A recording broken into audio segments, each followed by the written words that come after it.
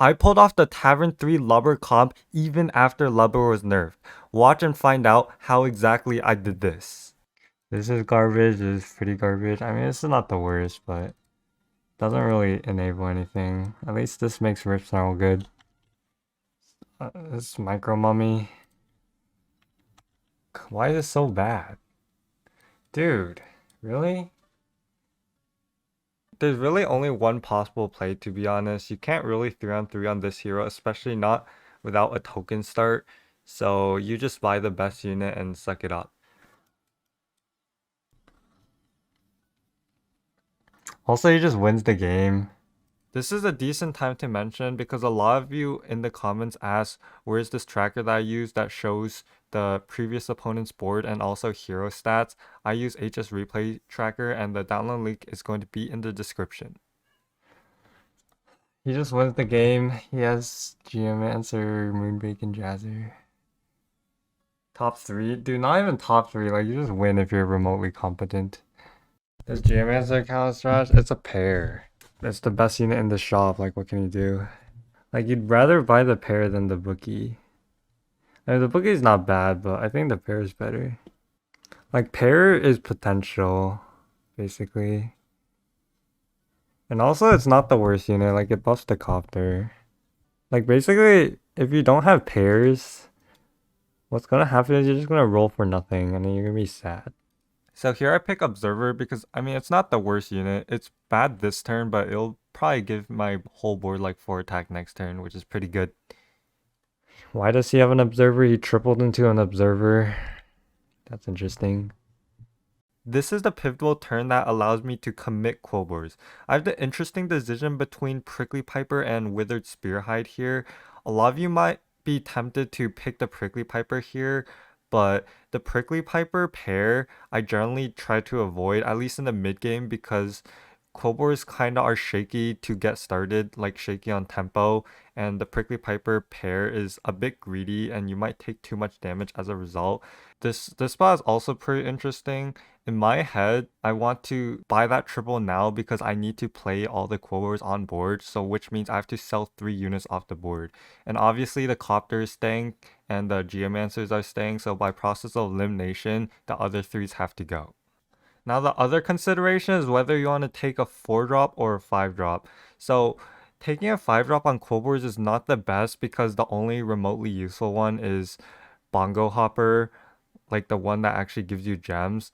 While 4, there's way more key units, like obviously Rugug. The other thing is there was a Lubber in shop and I kind of wanted to try the new comp. So there's that. There's not really a point leveling to 4 anymore. What I mean by that is usually you level to 4 for Rugug, but I already have the Rugug, so the improvements from this point are just more gem scaling like Jazzer, more gem generators, and maybe go for the Lubber Smudger comp. I think you're supposed to play the comp. The Lubber comp. Mixed minions. I just have to scout here because I wanted to evaluate whether I could steal anything useful or not. And mixed minions is not very convincing. Double courier. Dude, I can't believe they removed reckless investment too. Did they remove reckless investment to kill Lubber or just... Because if they remove reckless to kill Lubber, it's kind of cringe. If they removed it because it's too OP, that's a different story. Actually kicking the dead horse. I kind of need Paint Smudger. Rugug with shield is actually extremely strong, so I decided to buy both Overconfidence because I do think I will win. I tripled into the highest tempo unit for Quote Wars. I'm pretty strong with the Rugug, so that's why I decided to be Overconfident. One thing I will note is this is my first time playing this comp, so this is a learning experience for me as well as you guys. So just be patient and we can learn from this together. Dude, I don't think Spearhide is permanent. I really need to go Lubber, like Lubber, the 5-3. So let's talk a bit about the comp, shall we? What am I looking for? And this Blade Collector is fine because the gems might bounce on it. But yeah, what am I looking for? Paint Smudger. Obviously, I need the Paint Smudger, so I'm just like buying every Chef's Choice. I'll probably buy Telescope so I can find the Paint Smudger. And ideally, I start going ham on spells after I hit 2. I hero powered into Peggy. Peggy is pretty good with Quobors as well, and it can buff the Blade Collector because adding gems to your hand counts as cards added to your hand. I will buy this Telescope, and let's count the amount of tribes I have. I have 3 Quobors and 3 Pyres. Oops, I messed up. I was not punished. I hit the Lubber anyways, which was frankly like quite lucky. I won't deny it was a misplay though. I was supposed to play the Tough Toss and then the Telescope. What spells am I actually buying here? I'm definitely buying Chef's Choice because I desperately need Paint Smudger, which I happen to get in this spot. And I'm definitely buying Careful Investment because it's plus money and coin. But other than that, I definitely need the double Paint Smudger setup before I start buying spells, I think. And I hit the double Smudger and I get a little confused. I have a million gems to play on EU lag still. But I decided to hold the Paint Smudger because I don't really want to sell anything off this board, and playing the Paint Smudger is low value right now. By keeping the Mangled Bandit on my board, I still get value out of it, and then I can definitely sell it next turn and also sell the Prickly Piper next turn. Jesus Christ, I'm bad. I was just referring to my B Boomer, but also I've never played this comp before, so it might be a little confusing at first. Alright, you just have to get out of these. This is where we start getting to uncharted territory. Why did I pick Jazzer over Necrolite? It was kind of a gut feeling. Both are really, really good. I'm not sure which one's better still, but I didn't really have time to think about it. I'm pretty sure you're supposed to buy Lantern Light because Lantern Light's actually a good spell, but you're not supposed to buy the pants because the pants aren't that really high impact. Fleeting Vigor is also pretty high impact. It helps you win the fight, and winning the fight gives you more room to scale. And here I could cut Peggy to play the Jazzer, but I decided to hold it for one turn because I still like Peggy. Peggy's a good unit. Oh, why did I decide to keep Peggy over Prickly Piper? Honestly, I expected Peggy to be a little bit better than it was, so in retrospect, I would sell a Peggy, but generally, rule of thumb, in my opinion, 5 or 6 attack is plenty, so next time I sell Peggy. I think the only spells I'm supposed to buy are Fleeting Vigor, Overconfidence, Coin, and the thing. Yeah, I need overconfidence. Like this shit doesn't work without overconfidence. So here I'm just gonna buy a couple of spells, sell the Peggy, and cycle the Moonbacon. How do I know to sell the Peggy? Well, it's just process elimination. You can't really sell anything else for sure. And so Peggy is just the worst scaling unit. And why do you not buy Telescope? You buy, like all the spells I'm buying you see are cost 1 gold. Except Careful Investment, which gains me 1 gold, and Overconfidence, which also gains me gold.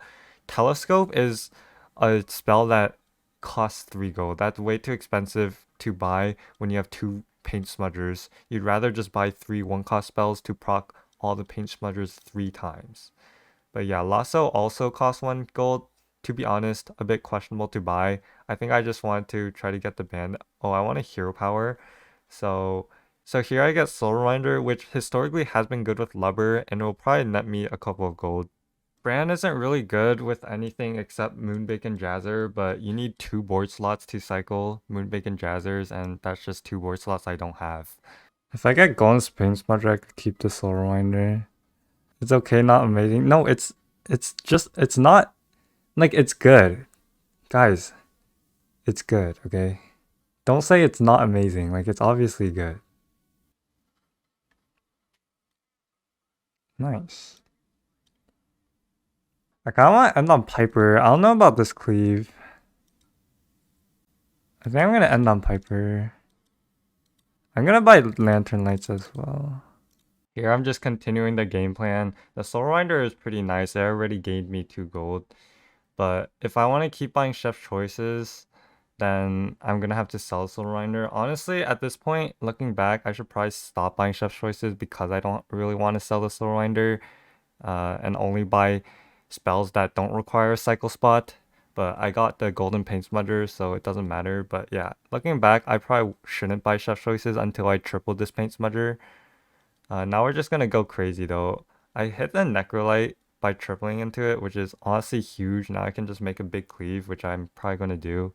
And now I also have a cycle spot, so I can even buy that Chef's Choice, which is very nice. So yeah, put all the stuff onto the cleave. Dude, the scaling is honestly so satisfying though. What's the next out? This? I was just asking what the next out is so I can transfer the gems off of it, but it's if I find a second paint smudger, it's probably Soul Rinder being cut. So that's why I want to transfer the gems off of the unit I'm cutting, which is the Soul Rinder. And once again, it's just by process of elimination. It's the worst card on my board. Oh, okay. I'll play that next turn. So next time I sell these two. One advice I'd give to all of you, even though it might seem obvious, you see I'm always like, next turn I cut these two. Yeah, I like to always think about what is my next cut before the next turn, and that's just a good way to not run out of time during your turns, so you can think about your actual turn. What? 73% to win.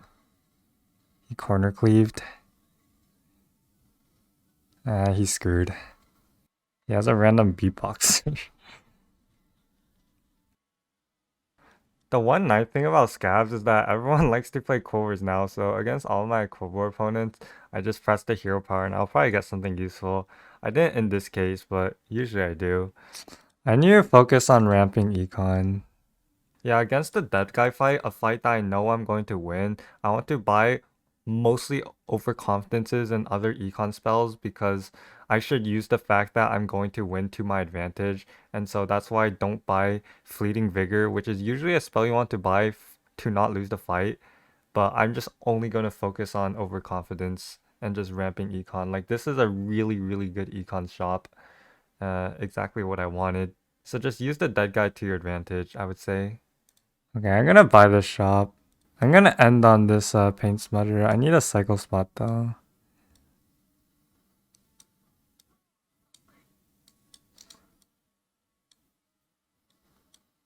Interesting, okay.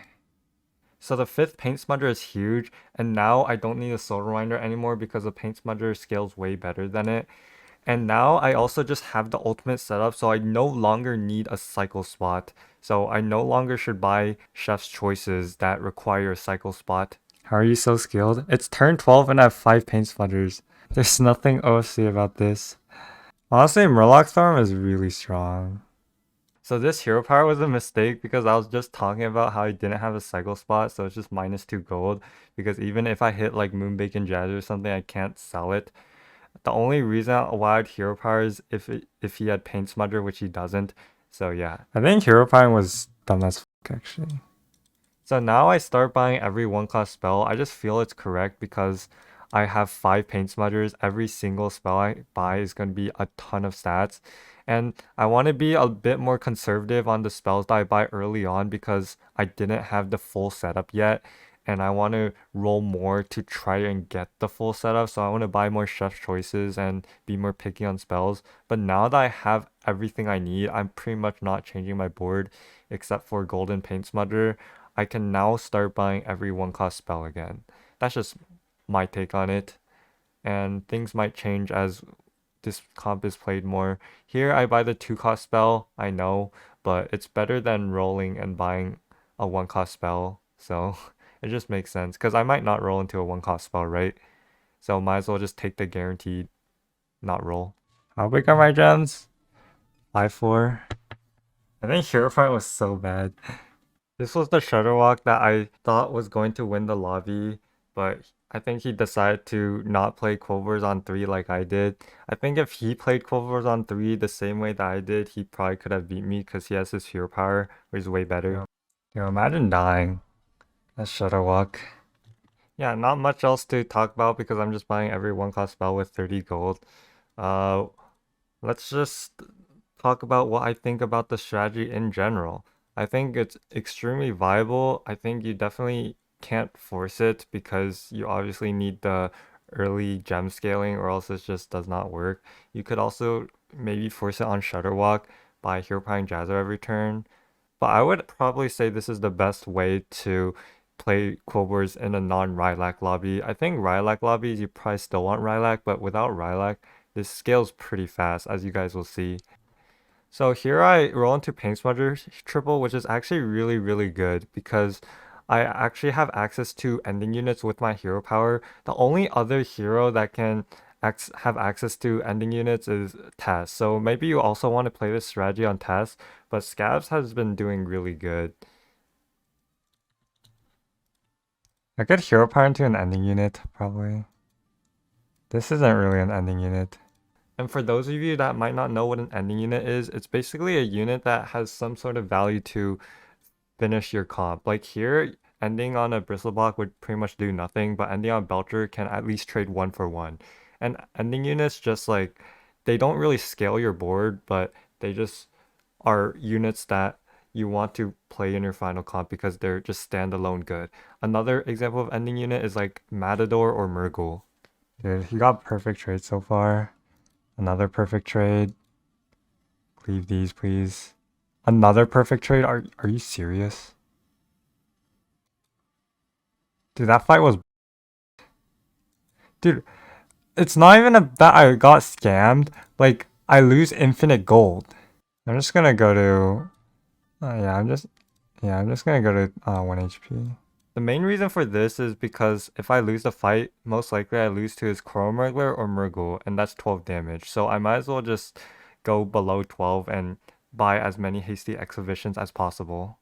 I also forget to hero power here for some reason. I definitely should sell this normal land lubber that can trade 0-for-1 or 1-for-1 for a Murgle that can trade 1-for-1 or 2-for-1.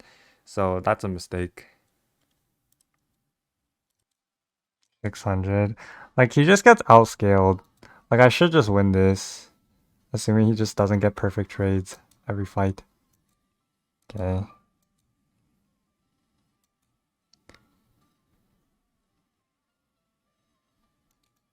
Yeah, this is an easy win.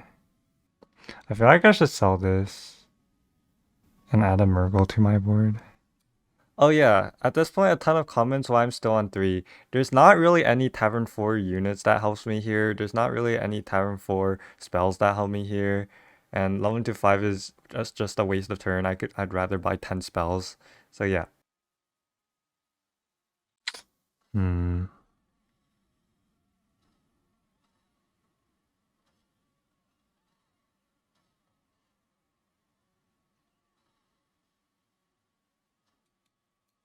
I mean, I have a Murgle at least. And these can 1-for-1 that.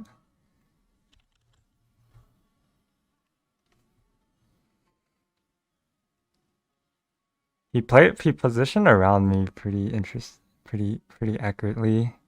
Maybe I go for second Murgle. Is there Surf and Surf? No.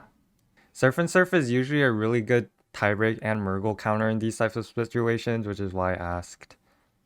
Do I run Murgle over this? Probably.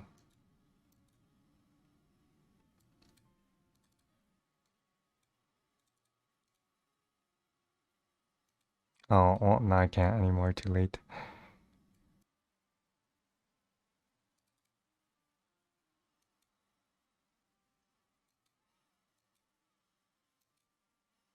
He has 2 bad hits, 1 valid trade.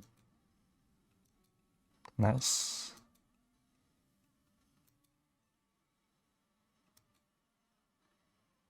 Actually, yeah, I'm okay. Oh, what? Where did that come from? And this combo's not bad. I kinda got lucky with the Rugug though. But I also have Scabs, so maybe Tess can pull this off as well. Cause you need to get the Rugug. I think the Rugug is extremely important.